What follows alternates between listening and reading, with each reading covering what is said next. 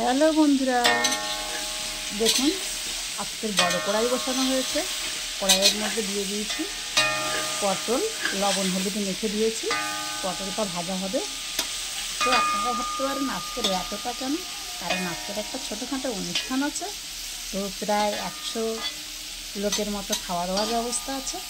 তো রান্নাটা হচ্ছে, দেখুন পটল ভাজাটা আগে করছি। এখানে ডাল সেদ্ধ হয়ে গেছে। এখানে দেখুন সব রকম সবজি কাটা আছে, পরপর সব হবে। আপনারা সঙ্গে থাকুন, আমি পরপর আপনাদেরকে দেখাচ্ছি।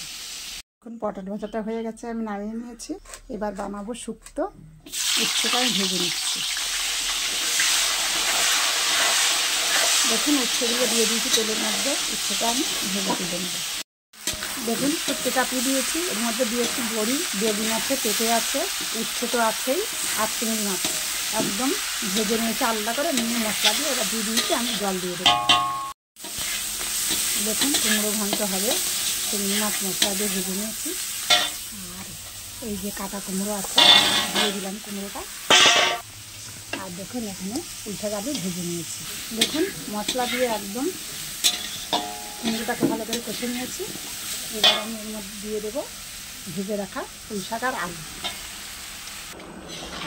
দেখুন কুমড়ো পুঁই শাক চিংড়ি মাছের ঘন্টটা রেডি হয়ে গেছে, নামিয়ে দেবো।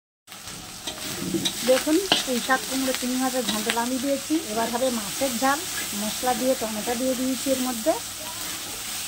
দেখুন মাছের ঝোলটা ফুটছে। এবার ভাজা মাছগুলো আমি এর মধ্যে দিই। দেখুন মাছটা দিয়ে দিয়েছি।